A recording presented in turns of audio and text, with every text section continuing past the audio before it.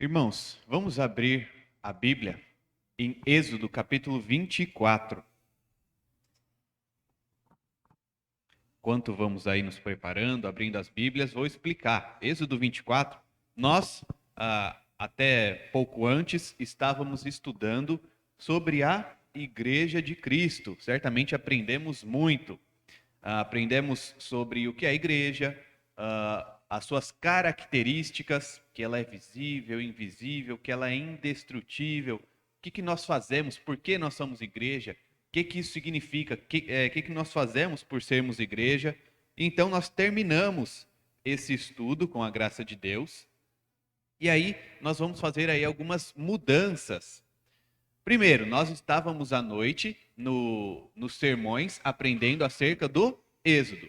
Então, nós vamos passar a estudar o Êxodo na escola dominical e à noite vamos aprender com uma série de sermões em Atos. Então, se preparem, a partir do próximo domingo, iniciaremos a série de sermões em Atos, mas para a escola dominical vamos continuar estudando o Êxodo. Qual a razão disso? Quando nós chegamos no Êxodo, os irmãos vão ver aí a partir do capítulo 25, nós vamos ver como é que foi a construção do tabernáculo, e nós vemos isso de forma bem detalhada. Bom, então quer dizer que não dá para pregar isso? Claro que dá, mas eu preferi trazer aqui para a gente gastar um tempo com o estudo disso e começar então a ouvir o sermão, a pregação de Atos, certo? Então, nós vamos seguir. Terminamos Êxodo 23 na série de sermões e seguiremos agora a partir de Êxodo 24. Eu vou ler o capítulo rapidamente, nós oramos e vamos nos aprofundar no texto. Diz assim a palavra de Deus. Disse também Deus a Moisés: Sobe ao Senhor, tu e Arão e Nadab e Abiú, e 70 dos anciãos de Israel, e adorai de longe. Só Moisés se chegará ao Senhor. Os outros não se chegarão, nem o povo subirá com ele. Veio, pois, Moisés e referiu ao povo todas as palavras do Senhor e todos os estatutos. Então todo o povo respondeu a uma voz e disse: Tudo o que falou o Senhor faremos. Moisés escreveu todas as palavras do Senhor e, tendo-se levantado pela manhã de madrugada, erigiu um altar ao pé do monte e 12 colunas, segundo as 12 tribos de Israel. E enviou alguns jovens dos filhos de Israel, os quais ofereceram ao Senhor holocaustos e sacrifícios pacíficos de novilhos. Moisés tomou metade do sangue e o pôs em bacias, e a outra metade aspergiu sobre o altar. E tomou o livro da aliança e o leu ao povo, e eles disseram: Tudo o que falou o Senhor, faremos e obedeceremos. Então tomou Moisés aquele sangue e o aspergiu sobre o povo e disse: Eis aqui o sangue da aliança que o Senhor fez convosco a respeito de todas estas palavras. E subiram Moisés e Arão e Nadab e Abiú e 70 dos anciãos de Israel. E viram o Deus de Israel, sob cujos pés havia uma como pavimentação de pedra de safira, que se parecia com o céu na sua claridade. Ele não estendeu a mão sobre os escolhidos dos filhos de Israel, porém eles viram a Deus e comeram e beberam. Então disse o Senhor a Moisés: Sobe a mim ao monte e fica lá. Dar-te-ei tábuas de pedra e a lei, e os mandamentos que escrevi para os ensinares. Levantou-se Moisés com Josué, seu servidor, e subindo Moisés ao monte de Deus, disse aos anciãos: Esperai-nos aqui, até que voltemos a vós outros. Eis que Arão e Ur ficam convosco. Quem tiver alguma questão, se chegará a eles. Tendo Moisés subido, uma nuvem cobriu o monte, e a glória do Senhor pousou sobre o monte Sinai, e a nuvem o cobriu por 6 dias. Ao 7º dia, do meio da nuvem, chamou o Senhor a Moisés. O aspecto da glória do Senhor era como um fogo consumidor no cimo do monte, aos olhos dos filhos de Israel. E Moisés, entrando pelo meio da nuvem, subiu ao monte, e lá permaneceu 40 dias e 40 noites. Vamos orar? Pai, te agradecemos pela tua palavra e pedimos que o Senhor nos ensine a partir desta porção, deste capítulo do Êxodo, e possamos colocar tudo o que venhamos aprender em prática. No nome de Jesus. Amém. Muito bem, vamos relembrar aqui rapidamente os acontecimentos. O povo saiu, essa história a gente lembra que muitos então aprenderam desde pequenininhos, né? O que a gente aprende lá do Êxodo? O povo era escravo, depois eles saíram, eles foram libertos pelo próprio Deus. E aí a gente já fez aí esse caminho com eles, né? O caminho do deserto. Eles sofreram, Deus vinha e ajudava. Achavam que não ia dar certo, Deus resolvia a questão. Encontraram inimigos, venceram. E assim foi. Então eles chegam e se encontram com Deus, e eles recebem a lei de Deus. Nós estávamos vendo a partir do capítulo 19 até agora, o 24, nós vemos aquele que costumamos chamar de o livro da aliança. Porque então o povo se encontra com Deus e recebe diretamente dele a lei. Deus estava ali dando a sua lei ao povo. E no capítulo anterior, o Senhor prometeu um guia, que faria o quê? Um bom guia, obviamente, guia o povo. Mas para onde? Para a terra prometida. O Senhor prometeu e nós vimos que esse guia era o próprio Cristo. O próprio Cristo estava guiando este povo. Mas, novamente, eles param. Mais uma vez, eles param ali e vão firmar, aliás, da parte de Deus, né? A aliança normalmente é sempre da parte maior, da parte mais poderosa para a parte menor. Então Deus faz uma aliança por meio do sangue. Deus faz uma aliança com seu povo por meio do sangue. Então vamos analisando aí cuidadosamente os versículos. Irmãos, não esperem até o final. Ficou alguma dúvida, alguma questão? Pode falar. Aqui a coisa é muito mais tranquila, no sentido de que pode parar no meio e perguntar o que quer dizer isso, não entendi essa parte, sem problema nenhum, tá bom? Vamos lá, para o versículo de número 1. Nós já lemos, eu não vou gastar tempo lendo novamente. Mas a gente vê aqui nessa introdução, acompanhem, o que é que, quem são, aliás, os personagens que fazem parte especial neste capítulo. É claro que o capítulo está falando do povo todo, mas nós temos alguns personagens especiais. São os nomes deles: Arão, Nadab, Abiú e os 70 anciãos. Claro, Moisés está incluso aí, né? Moisés e Arão, eles não precisam de apresentação. Nós temos Moisés, tão importante, e Arão também, muito importante. Nós já vimos ao longo da história do Êxodo tudo o que eles fizeram. Mas, talvez fique aí dúvida entre os irmãos, ou não se lembrem, quem é que era Nadab e Abiú. Nome diferente. Eles são os dois filhos de Arão. E aí a gente vai ver que eles tiveram uma morte meio estranha. Foi o quê? Foi pelo julgamento divino. A gente vai dar uma olhada nessa história um pouco mais lá à frente. Aliás, vamos olhar essa história agora? Lá em Números, capítulo 3, verso 4.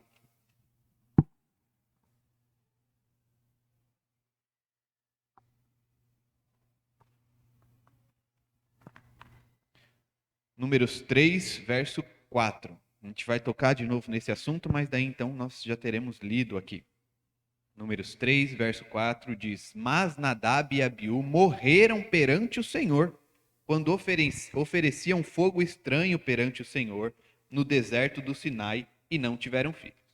Porém, Eleazar e Itamar oficiaram como sacerdotes diante de Arão, seu pai. Então a gente vê aí que Nadab e Abiú morreram diante do Senhor. Por quê? Porque eles apresentaram fogo estranho diante do Senhor. Eles eram os responsáveis por serem sacerdotes, por apresentar sacrifício. E aí vamos lá para o número 10. Levítico capítulo 10, que a gente tem um pouquinho mais de detalhe do que aconteceu para que Nadab e Abiú fossem mortos. Versículos 1 e 2. Levítico 10, 1 e 2. Nadab e Abiú, filhos de Arão, tomaram cada um o seu incensário e puseram neles fogo, e sobre este incenso, e trouxeram fogo estranho perante a face do Senhor, o que lhes não ordenara. Então saiu fogo de diante do Senhor e os consumiu, e morreram perante o Senhor. Então eles foram lá a gente pode até imaginar que tivessem alguma intenção boa, mas qual que é o ponto-chave dessa história? Eles apresentaram aquilo que o Senhor não ordenou. O Senhor não mandou que eles fizessem aquilo. E a gente vê que ele dá muitos detalhes de como deve ser feito, o que deve ser apresentado. Eles apresentaram o que não devia ser apresentado, e então foram mortos pelo próprio Deus. E aí os outros personagens, descritos de forma mais ampla, que nós vemos aí ainda no versículo 1, são os 70 anciãos. E aí a Bíblia não fala o nome dos 70. Alguns vão até dizer, ufa, ainda bem, já pensou? 70 nomes, a gente já tem que ficar aqui lendo. Mas entendemos que então não é necessário que saibamos o nome desses 70 anciãos. Esse é tradicionalmente um número aproximado. Então alguns vão dizer, será que eram exatamente 70? Provavelmente sim.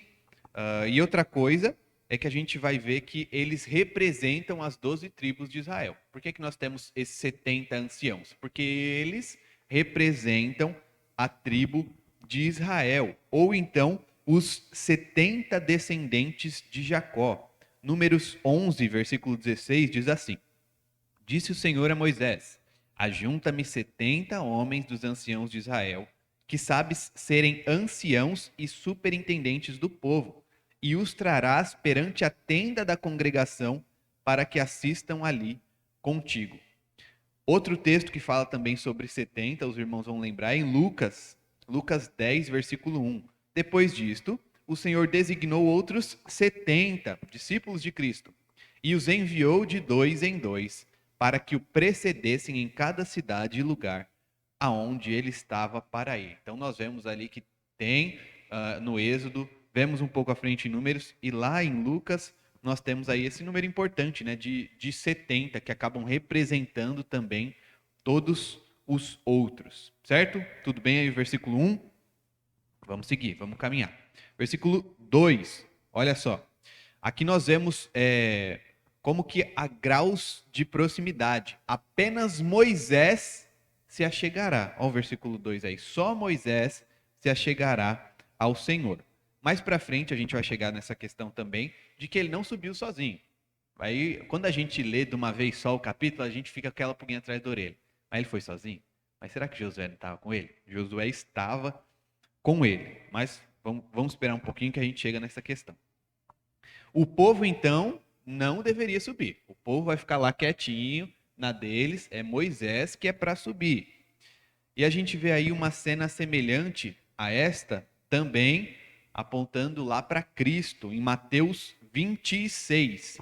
Mateus 26, dos versículos 36 até o 39, que diz assim, ó: Em seguida, foi Jesus com eles a um lugar chamado Getsêmani e disse aos discípulos: Assentai-vos aqui, enquanto eu vou ali orar. E levando consigo a Pedro e aos 2 filhos de Zebedeu, começou a entristecer-se e a angustiar-se. Então lhes disse: A minha alma está profundamente triste até a morte. Ficai aqui e vigiai comigo. Adiantando-se um pouco, prostrou-se sobre o seu rosto, orando e dizendo: Meu pai, se possível, passe de mim este cálice. Todavia, não seja como eu quero, e sim como tu queres. O que nós vemos aqui de semelhante? Nós vemos alguns que ficam mais ao pé do monte, enquanto Cristo vai para mais à frente. Assim também no Êxodo. Alguns ficam mais atrás, enquanto Moisés e Josué estão mais à frente. Nós vemos por isso como que alguns graus de proximidade de Deus, certo? Vamos lá, seguindo, versículo 3. Aqui nós vemos a diferenciação entre palavra do Senhor e todos os estatutos. Olha aí. Veio, pois, Moisés e referiu a todas as palavras do Senhor e todos os estatutos. Bom, aqui na descrição, na nossa Bíblia, poderia estar escrito: veio e falou tudo que o Senhor mandou, tudo que o Senhor ordenou. Não, ele diferencia, olha lá. Palavras do Senhor e todos os estatutos. É possível que essa diferença seja entre uma lei mais categórica, os 10 mandamentos. Qual que é a intenção dos 10 mandamentos? Ela é mais ampla, né? São menos palavras que englobam mais coisas que podem acontecer. Enquanto que as leis casuísticas, que é aquela que a gente foi olhando, fala acerca da feitiçaria, acerca de, e se eu vejo o jumento do meu inimigo preso debaixo da carga? É bem casuístico, né? Se acontecer isso daqui, o que eu faço? Então, nós temos os 10 mandamentos e em seguida essas leis que a gente pode chamar de leis casuísticas. Ou então, como decisões judiciais. E aí a gente tem um exemplo legal na nossa própria nação. Não quero entrar aqui em nenhum debate, é apenas para ilustrarmos, mas, por exemplo, o nosso Supremo Tribunal, o STF, famoso, está muito famoso, ele julga algumas coisas, certo? Tanto é que, a partir desse julgamento, o povo fica, tá errado. Outra parte do povo fica, tá certo. Por que será que acontece isso? A gente não tem uma Constituição? E tem que seguir essa Constituição? Aí é que vem a tal do eu entendo desse jeito e eu entendo desse outro. Se a gente tiver algum tempo e quiser pesquisar, a gente vai ver, por exemplo, a formação desses homens que vai levar à interpretação deles da Constituição. Veja só que interessante isso. Então, se um estudou em determinada universidade, de tal escola, né, de tal linha de pensamento, ele vai pensar de um jeito, enquanto o outro vai pensar de outro jeito. Mas a lei é a mesma. Então, o que nós vemos aqui é que existem também decisões judiciais no meio do povo de Deus. Mas a gente não tem a Bíblia? Tem. Mas a Bíblia está escrito lá, não matarás. Mas tem outro detalhe, pode ter sido de defesa, né? Para a própria defesa. Bom, pode ter sido isso. Mas, e aí, entrando ainda no... Quando a gente olha para a Bíblia e para o nosso governo, para a nossa Constituição, a gente vai olhar lá. Como é que a gente sabe que foi autodefesa? Então aí os legistas vão lá olhar como é que aconteceu, como é que não, mas é uma coisa um pouco ampla, né? Alguém tem que tomar a decisão e dizer foi ou não foi. Essa é uma decisão judicial. A Bíblia apresenta isso também, algumas leis casuísticas. E estes 70 homens, lembremos, por que é que eles foram chamados? Quando Moisés se encontrou com seu sogro, Jetro apareceu lá de manhã, viu aquele povo, aquela fila enorme, e só Moisés estava julgando. Ele falou, isso não vai dar certo, vai desfalecer você e o povo. Só você não vai dar conta de resolver isso tudo, né? Então, chame aí 70 homens, anciãos, para quê? Para julgar. Exatamente para fazer isso. Conhecendo a lei, conhecendo o livro da lei, julgar e falar como deviam ser feitas as coisas ou não. De qualquer forma, toda a lei deve ser, então, reconhecida pelo povo para firmar essa aliança que nós estamos estudando aqui. E o que o povo fala? Olha lá o versículo 3, o finalzinho.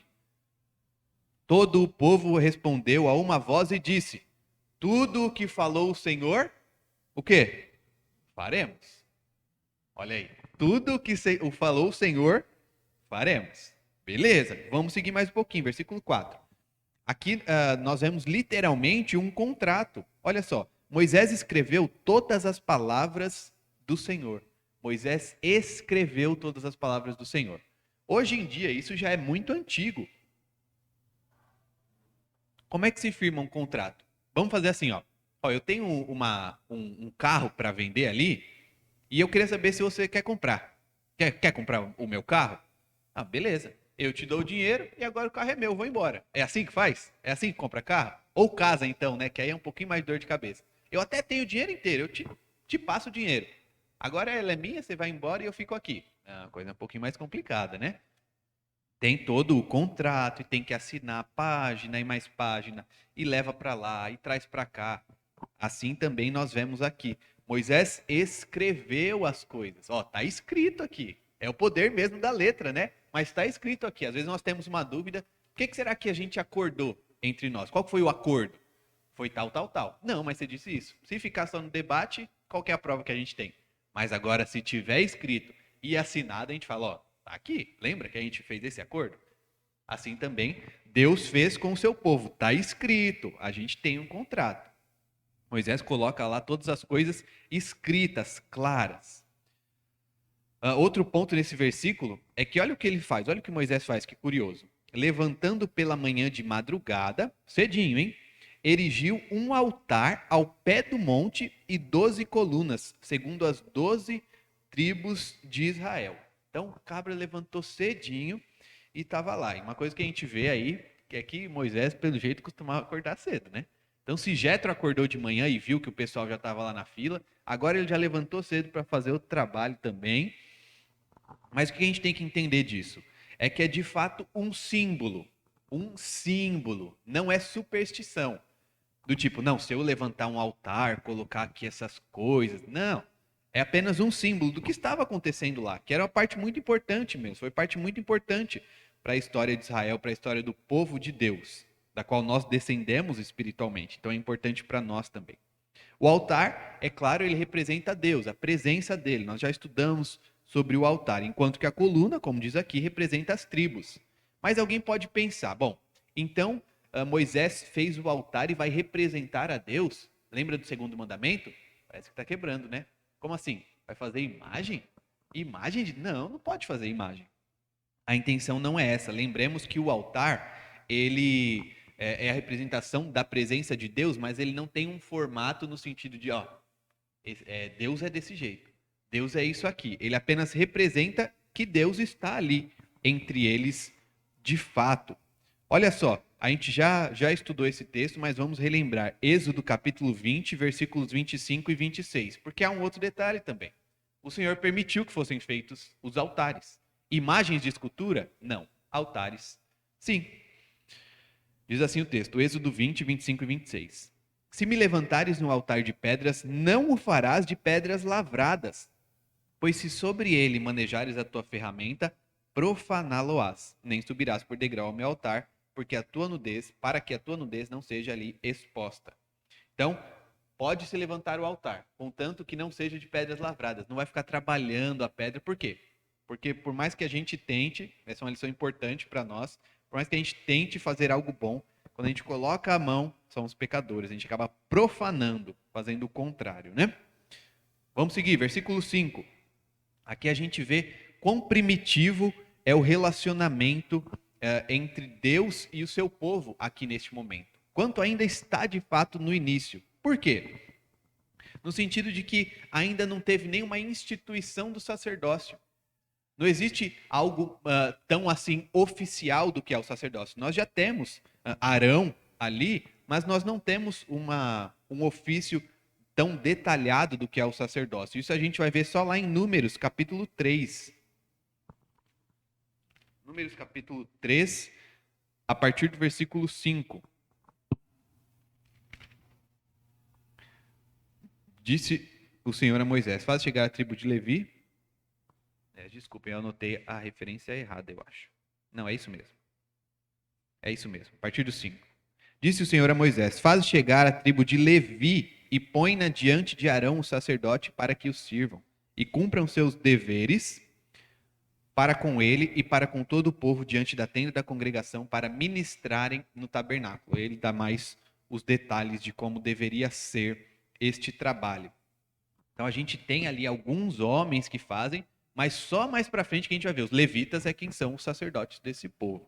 Fica uma coisa muito mais específica. Como nós não temos os sacerdotes, os levitas como sacerdotes aqui, o povo separado, olha aí quem é escolhido para fazer esse trabalho.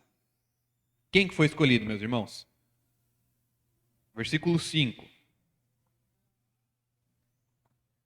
Alguns jovens. Então, os escolhidos são jovens. Mas por quê? Será que tem alguma coisa mística bem os jovens? Porque os jovens é quem são a força da... Não, não é nada disso. É simples. O que tinha que fazer? Tinha que pegar o boi, amarrar ele e segurar para matar.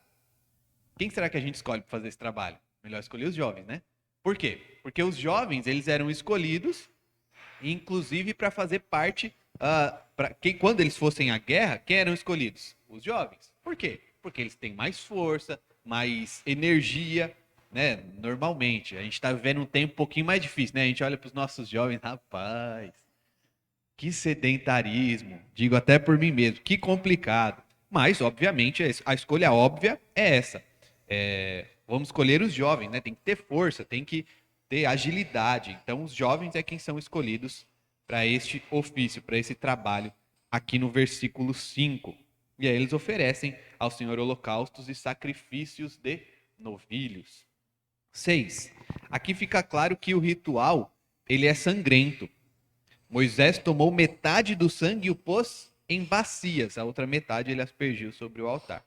Embora pareça à primeira vista, esse derramamento de sangue, quando a gente olha, a gente pensa o quê? Derramamento de sangue. Bíblia, é remissão de pecados, né?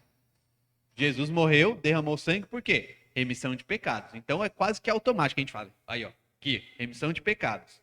É provável que não.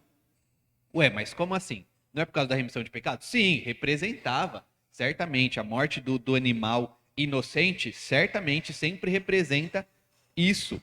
Mas a gente, quando olha lá para Gênesis 15, lembra quando a gente vê a aliança com Abraão, que ele parte os animais ao meio e o Senhor vem como um fogo e passa pelo meio deles? O que isso representa? Que o próprio Deus estava falando, se eu não cumprir a minha parte nessa aliança, que eu morra assim como esses animais. Então, quando a gente olha, a gente pode pensar também, bom, talvez seja igual aconteceu lá em Gênesis 15. Ou ainda, e aí é mais provável, que Deus estivesse mostrando também que ele era ali um só sangue com o povo. Porque a gente tem que lembrar o contexto que isso está acontecendo. Deus acabou de firmar uma aliança um pouco atrás, e ele está firmando novamente a aliança agora com as leis, mostrando, vocês são o meu povo, eu sou o Deus de vocês. Então, por isso também que metade vai para o altar, e a outra metade é aspergida no povo. Metade do sangue, a quem está ali representando a presença de Deus, metade é aspergido no povo. Embora aqui no versículo 6, ele diz o que fará, né? Vamos seguir então para o 7. Agora sim, com a cópia em mãos, né? Podemos dizer com aquele documento em mãos, Moisés faz a leitura do documento. Então, o acordo é esse daqui. Isso, isso, isso e isso. E aí o que o povo responde? Tudo o que falou o Senhor faremos e obedeceremos. Deixa eu já alertar aqui os irmãos. Esse vai ser o nosso versículo de hoje, tá bom? Versículo 7, Êxodo 24, versículo 7. Então o povo fala, tudo que falou o Senhor faremos e obedeceremos. Tá combinadíssimo, né? A gente vê até algo a mais do que eles disseram antes. Veja lá, o versículo 3, tudo que falou o Senhor faremos. Versículo 7, tudo que falou o Senhor faremos e obedeceremos. Outra coisa que a gente encontra aqui é a referência à aliança, né? Ó, o versículo 7, e tomou o livro da aliança. É daqui que nós entendemos o nome. Então, lembre, Êxodo, capítulo 19 até o 24, nós chamamos de livro da aliança, certo? É o que está descrevendo aí a aliança que Deus fez com o seu povo. Vamos seguindo, versículo 8. Aqui agora nós vemos que, para que era a outra metade, né? Já foi dito, mas aí a gente vê então ele aspergir sobre o povo, aspergir o sangue sobre o povo. E ainda disse, olha só, eis aqui o sangue da aliança. A gente vê algumas palavras parecidas também, vamos voltar para quem que toda a escritura aponta. Vocês lembram de alguma palavra parecida com isso? Sangue, aliança. Isso mesmo, Mateus 26, 28. Porque isto é o meu sangue, o sangue da nova aliança, derramado em favor de muitos para a remissão de pecados. Estão entendendo que preciosidade? Aqui a gente vê Moisés derramando sangue, e esse sangue faz aliança com o povo de Deus. Quando Cristo vem, ele faz novamente essa aliança. Por meio do quê? Por meio do seu próprio sangue agora. Chega de matar animal. Chega de sacrifício de animais. Chega de qualquer sacrifício, na verdade, porque o sacrifício maior e supremo foi feito por Cristo na cruz. É o suficiente. A diferença é que Cristo, ele é tanto o mediador dessa aliança. Veja, quem é o mediador, se nós podemos dizer assim, da aliança? Nós vemos Moisés entre o povo e Deus, certo? Ele está como que mediando ali a aliança. Ele que vai até a presença de Deus, ele quem traz a lei ao povo. Então ele é o mediador. Mas quem que a gente vê que é o sacrifício? Os novilhos que a gente viu que foram sacrificados, né? Está descrito aqui. Agora com Cristo não. Ele é tanto o mediador como o próprio sacrifício. Ele quem media, diz, esse é o meu sangue. Ele está mediando com o quê? Com o próprio sangue, com a própria vida. Ele é tanto mediador como o sacrifício desta aliança. Joia? Tudo bem até aqui? Dá uma corrida que a gente tem ainda bastante versículo para explorar, do 9 ao 18, que a gente vai ver então o encontro com Deus da aliança. Olha só que maravilha. Fechou a aliança, está completa, a coisa está combinada, e aí agora então a gente vai ver o quê? Versículo 9, os personagens foram descritos lá no começo, no versículo 1, eles fazem o quê? Eles sobem o monte, né? Eles vão subir lá e aí então o que acontece? Olha o versículo 10, aqui nós vemos que eles viram o próprio Deus, mas calma aí. É possível ver o próprio Deus? Aqui de novo a gente vai chegar numa questão que parece que está contradizendo. Lá em Êxodo 33, 20, está um pouco à frente, diz assim, ó, e acrescentou, não me poderás ver a face, porquanto homem nenhum verá a minha face e viverá. Aí a gente olha aqui no nosso texto, viu a Deus. Ué, como assim? Calma. Não é que eles tenham visto o próprio Deus assim, face a face. Não foi isso. Fica claro que a gente vai entender aqui, vai ficar claro, que eles não ousaram olhar para o Senhor. Por quê? Vamos ver lá. Olha o versículo 10. E viram o Deus de Israel. Mas como assim viram o Deus de Israel? Sob cujos pés havia uma como pavimentação de pedra de safira que se parecia com o céu na sua claridade.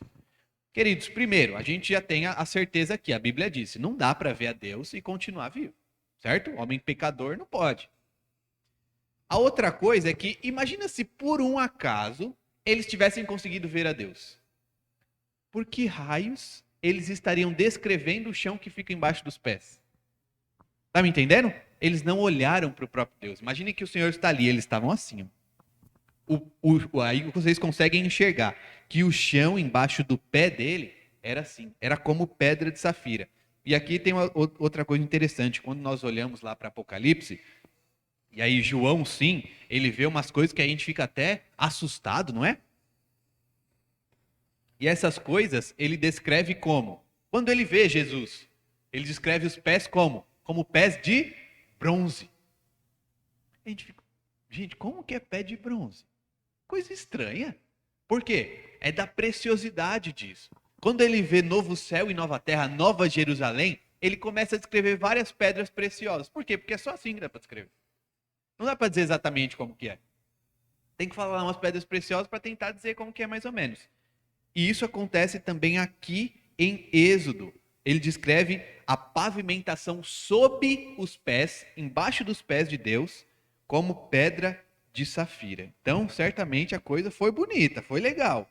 Fechamos a aliança, estamos aqui diante do Senhor, não vamos ousar olhar para ele, mas o chão debaixo dos seus pés é como safira.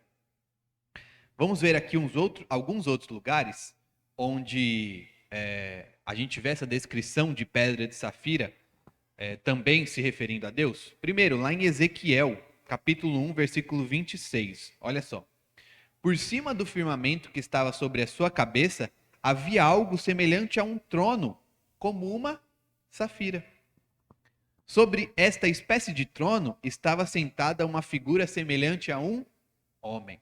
Então nós vemos de novo safira se referindo ali à proximidade de Deus. E o próprio Apocalipse, capítulo 4, verso 6. Adiante do trono, como mar de vidro, semelhante ao cristal, e também no meio do trono, e à volta do trono, 4 seres viventes cheios de olhos por diante e por detrás. Me desculpem, aqui não é especificamente a safira, mas na verdade o cristal, né? Como se houvesse um rio ali que é semelhante ao cristal. Novamente, então, pedras preciosas para descrever aquilo que está à volta de Deus. Vamos seguindo então, versículo 11. Eles estão lá, sentadinhos, bonitinhos, vão se alimentar. E aí, versículo 11 diz: ele não estendeu a mão sobre os escolhidos dos filhos de Israel. Novamente, às vezes a gente está aqui lendo, imagina, eu vou lá fazer minha devocional, agora eu peguei firme, Acabei bem no capítulo 24 de Êxodo. E aí é bem comum, irmãos, e ficam alerta, a gente está lá lendo a Bíblia e a gente passa, estendeu a mão, mas como assim estendeu a mão? O que significa? Deus não quis abençoar esses homens, será? Como assim Deus não estendeu as mãos sobre eles? Vamos lembrar o que significa normalmente o estender as mãos. No Novo Testamento, pouco também no Antigo, de fato, é a bênção, mas mais especificamente o poder de Deus. A mão denota o quê? O poder. A gente vê então uma refeição para celebrar a conclusão da aliança. E aí, o que significa que Deus não colocou a mão sobre eles? Lembra do que havia sido descrito anteriormente no primeiro encontro de Deus com o povo, quando ele começa a dar a lei. Ninguém poderia subir. Lembra que o monte estava fumegando? Que falou, se algum animal chegar aqui, encostar no monte, ele vai ser morto. Assim também os homens. Então, a questão é a seguinte, olha, eles chegaram no monte, eles estão diante de Deus. Deus não vai matar eles? E aí descreve, não colocou a mão sobre eles. Então eles estão lá, sentadinhos, se alimentando, Deus não estende a mão sobre eles, não os mata. Porém, eles viram a Deus e comeram e beberam. Certo? Tudo bem? Então, a gente pode lembrar também, eu vou apenas citar os textos aqui, de como que normalmente uma aliança ela é comemorada com uma refeição. Já notaram isso? Quando a gente fecha, às vezes, um acordo, eu não sou nenhum homem de negócios, mas eu já ouvi dizer que costuma ser assim, um negócio grande, a gente tem que celebrar. Uma coisa bem comum, então, é o quê? Qual a aliança mais comum que nós vemos no nosso dia a dia? Qual é a aliança mais comum que nós vemos no nosso dia a dia?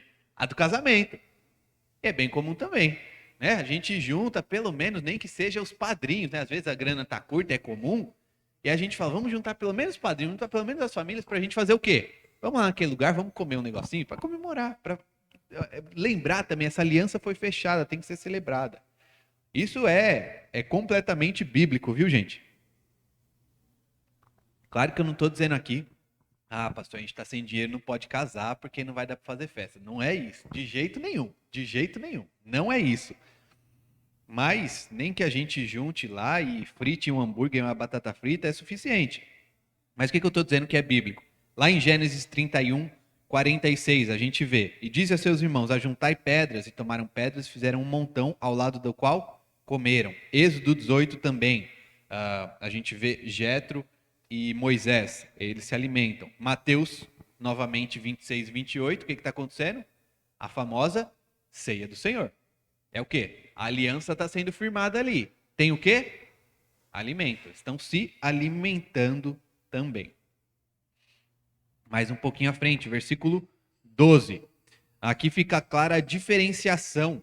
Apenas Moisés, olha como o versículo descreve, que apenas Moisés. Então diz o Senhor a Moisés, sobe a mim ao monte e fica lá. E ele vai dar o quê? Tábuas de pedra, a lei e os mandamentos que escrevi para os ensinares. O mais provável é que essas tábuas recebidas, elas continham o quê? Famosas tábuas, né? Continham o quê? Os 10 mandamentos, certo? Inclusive, não é querendo dar nenhum spoiler, a gente vai demorar um pouquinho para chegar lá, porque nós temos aqui toda a descrição do que o Senhor vai falar, mas quando Moisés desce de volta do monte, você lembra o que está acontecendo? Lembra, né? Ele fica bravo e ele quebra. Mas, enfim, isso a gente vamos guardar isso daí para o tempo correto, né? De quando a gente chegar lá, a gente vai estudar isso daí também. Mais para frente, versículo 13, Moisés é mencionado aqui aliás, Moisés e Josué. Olha só. Levantou-se Moisés com Josué, seu servidor, e subindo Moisés ao monte de Deus, disse aos anciãos, espera e tal. Então, a gente vê aqui a descrição. Moisés e Josué foram juntos, subiram a Deus. Mas devemos lembrar que quem é que vai... Aliás, por que a presença de Josué aqui ela é importante? Porque é ele quem vai continuar liderando o povo quando Moisés morrer. A gente viu isso, o Jonathan falou agora na nossa devocional. O trabalho era importante, era difícil, e era Josué quem continuaria. Então ele estava também ali diante de Deus. E a gente tem que lembrar que a liderança do povo era algo muito difícil. Mas, no mínimo, uma coisa que eles deveriam se lembrar. Quando Moisés subiu para ficar diante de Deus, Josué estava lá também. Né? Josué estava lá também. E aí, nesse momento, aí, no versículo 14, os anciãos, junto com Arão e Ur, ficam para trás e aguardam. Aí eles ficam ali junto do povo, né? Eles deveriam aguardar. No versículo 15, a gente vê que quando Moisés sobe ao monte, o monte é coberto. Olha aí o que diz o versículo 15. Tendo Moisés subido, uma nuvem cobriu o monte. Parecido também com o que foi descrito lá no começo, no capítulo 19. Essa nuvem que cobre o monte quando o Senhor está diante deles. E aí a gente vai dar uma boa observada aqui no versículo 16, tem algumas palavras bem interessantes. E a glória do Senhor pousou sobre o monte Sinai. A glória do Senhor pousou sobre o monte Sinai. Se a gente vai olhar aqui na nossa tradução, que é uma ótima tradução, é o seguinte, eu vou fazer a pergunta para vocês, vocês podem me responder. Quem pousa? É alguém que está voando, né? Então o avião ele só vai pousar se ele estiver voando. O avião pousou quando ele estava no chão? Não existe isso. Então é alguém que estava voando, né? Estava como que distante. Mas quando a gente vai olhar lá para a língua original, a gente vê uma palavrinha que ela significa literalmente habitou. Não somente pousou, mas que habitou. Então, como se a presença de Deus estava habitando ali no monte. Essa palavra é descrita para se referir mais à frente também à manifestação visível de Deus entre os homens. Que se diz onde? Lá em Êxodo 40, versículo 35. Moisés não podia entrar na tenda da congregação porque a nuvem permanecia sobre ela e a glória do Senhor enchia o tabernáculo. Então a gente vê aqui a mesma raiz também em Êxodo 40, versículo 35, de forma visível. E aí, claro, a gente sabe, o Antigo Testamento foi escrito em hebraico. E aí o Novo Testamento foi escrito em grego. Então a gente tem aí duas línguas diferentes. Mas nós temos algumas palavras que são como que, talvez não seja o melhor para definir, mas equivalentes do hebraico e do grego. Então, quando a gente olha para a palavra equivalente a essa, no grego, a gente vê que ela significa também, literalmente, tenda ou tabernáculo. Está me acompanhando aí? Era habitação. Agora, em grego, tenda ou tabernáculo. Ora, muito próximo mesmo, né? Onde que as pessoas habitam? Em tendas ou em tabernáculos. E por que isso é importante? Vamos lá para João capítulo 1.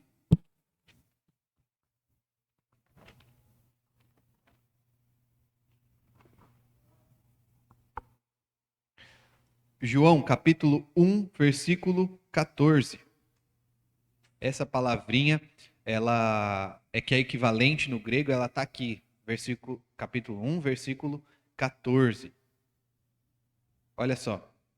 E o verbo se fez carne e habitou entre nós, cheio de graça e de verdade, e vimos a sua glória, glória como do unigênito do Pai.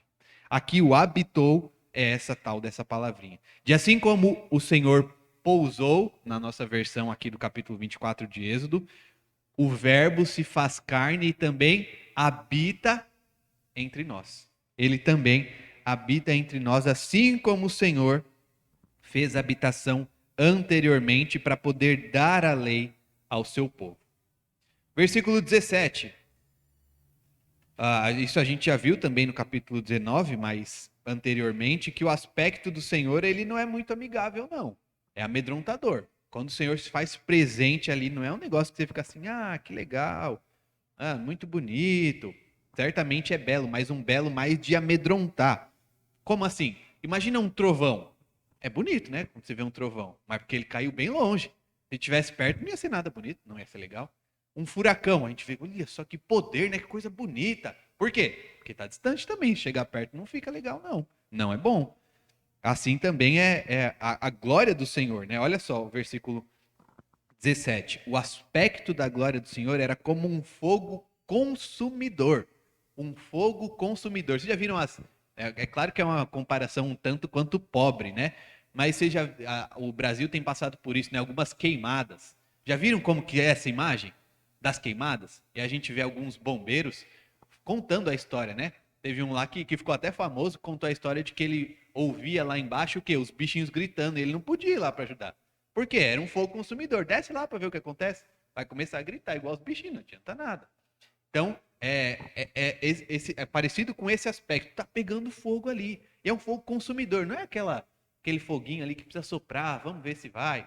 Parece o churrasco do pessoal que está começando ainda, está aprendendo, né? Vamos ver se pega esse fogo aqui. Não. É quando o negócio está forte, tem que jogar água, senão vai ficar feio. E é assim, o aspecto da glória do Senhor era como um fogo consumidor no cimo do monte, aos olhos dos filhos de Israel. Então não é uma coisa amigável, uma coisa legal assim de se ver, é bonito, mas também é assustador. E por que Deus se mostra assim ao povo? Isso representa a sua santidade. Deuteronômio 4:24 diz: porque o Senhor teu Deus é fogo que consome, é Deus zeloso. Quero dizer isso aqui para vocês, quando a gente encontra a Bíblia falando que Deus é como fogo, fogo consumidor, a gente tem alguma observação também junto. É assim aqui, ó, Deuteronômio. É fogo que consome, é Deus zeloso. Tá entendendo? É fogo que consome, é Deus zeloso. Vamos mais um. Hebreus 12:28 e 29. Por isso, recebendo nós um reino inabalável, retenhamos a graça pela qual sirvamos a Deus de modo agradável, com reverência e santo temor. Por que a gente tem que fazer assim? Servir com reverência e com santo temor?